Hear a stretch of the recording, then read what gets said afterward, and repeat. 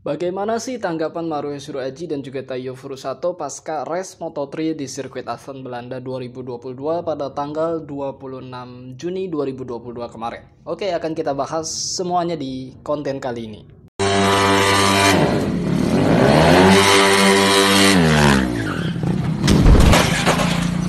Terus aku ditinggalinkan.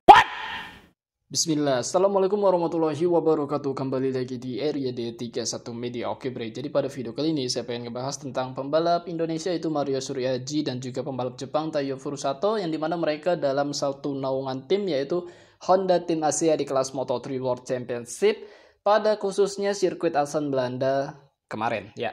Jadi kita tahu juga kan kalau Maruyo Aji dan juga Taiyo Furusato finish ketika race, namun hasilnya tidak memuaskan bagi seluruh penonton yang menonton dan juga mendukung Honda Tim Asia. Mau itu dari Jepang, dari Thailand dan segala macam yang memang ada sangkut pautnya juga dengan Honda Tim Asia.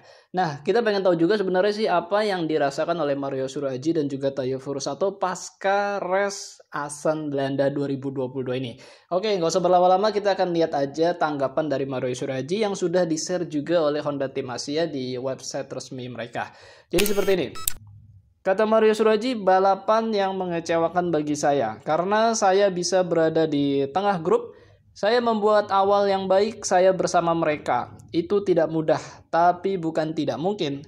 Tapi saya kehilangan bagian depan, menyelamatkan tabrakan, tapi kehilangan ritme.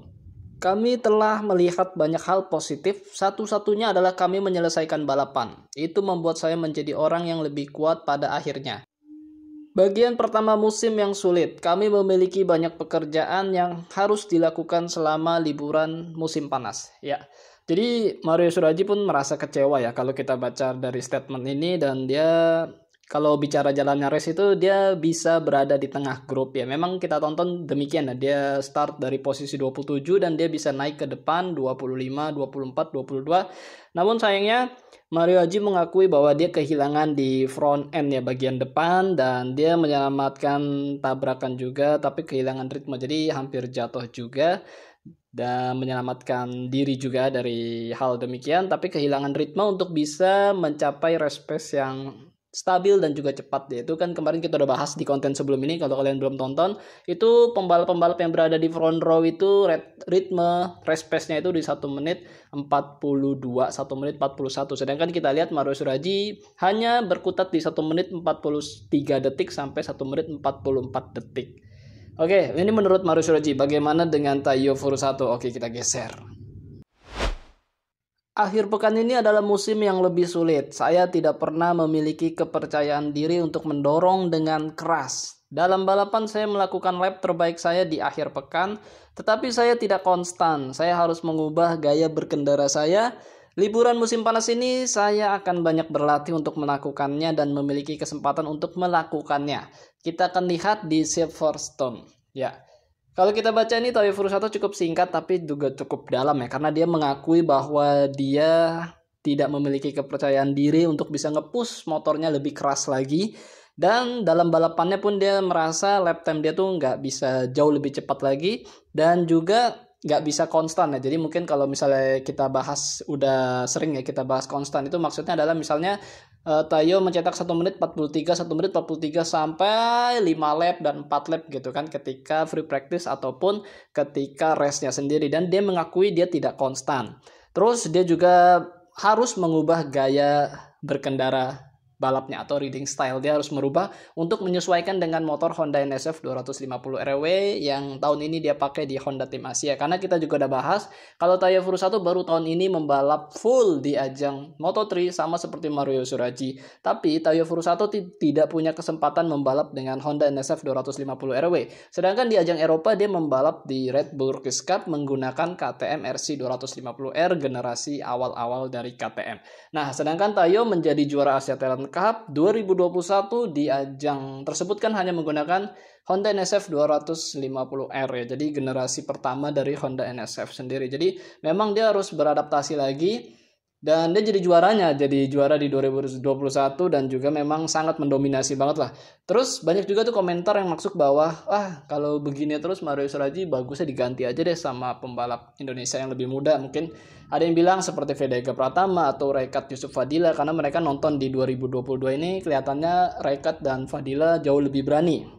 Ya, saya sih memaklumi ya bahwa ada rasa kekecewaan daripada penonton-penonton di 2022 ini. Tapi kan kita harus melihat lebih ke posisi yang sekarang nih. Kalau kita lihat Tayo Furusato, ini di Asia Talent Cup gimana gilanya mendominasi di musim 2021, bahkan dia ngeraih poin tuh bisa menang back to back itu sangat luar biasa. Dan ketika pun langsung diboyong ke Moto3 tanpa ke FIM Junior GP, itu pun kelihatannya sangat kesusahan banget. Jadi apakah kita bicara dengan seperti itu? Apakah dengan harapan-harapan yang bisa dikatakan terlalu over, menaikkan seorang pembalap yang masih harus banyak belajar lagi di ajang Eropa lain seperti FIM Junior GP dan juga Red Bull Rookies Cup, itu bisa mengganti ekspektasi bahwa wakil Indonesia akan jauh lebih baik? Itu buat saya pribadi ya. Tapi gak apa-apa, kita lihat lagi ke depannya wakil-wakil Indonesia, dan saya rasa Mario Surraji masih punya waktu untuk bisa membuktikan bahwa dia pantas berada di kelas Moto3 dan juga dia pantas untuk bisa naik kelas dari Moto3 ya, karena memang dia sudah mengikuti step by step dari ajang Road to MotoGP, mulai dari ya kalau kita bicara Asia mungkin Asia Road Racing Championship, bahkan dulunya mungkin dia juga di Asia Talent Cup, terus kemudian di FIM CV Moto3 itu, dan juga Red Bull Rookies Cup, dan itu pun 3 musim dulu dia menempa ilmu,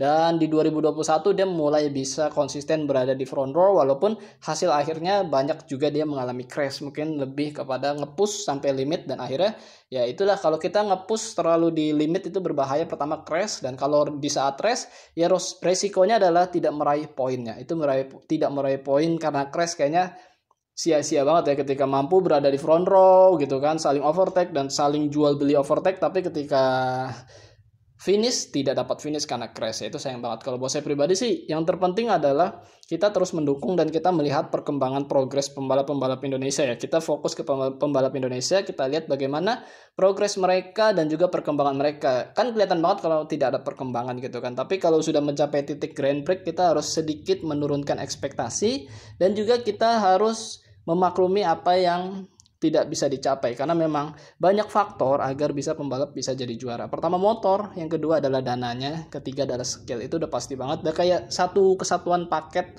lengkap jika pengen juara. Oke bro, jadi menurut kalian gimana? Kalau itu sih menurut saya pribadi, dan kita lihat juga tanggapan langsung dari Mario Surraji dan juga Tayo Furusato pasca race Moto3 Assen Belanda di 2022 ini, dan jelas mereka merasa kecewa juga. Jadi mereka nggak happy-happy aja dengan finish di posisi 18 untuk Mario Surraji dan di 21 untuk Tayo Furusato. Mereka nggak happy-happy aja, itu yang harus kita pahamin. Tulis pendapat kalian di kolom komentar, dan juga saya pengen lihat pandangan-pandangan kalian terhadap pembalap-pembalap Indonesia.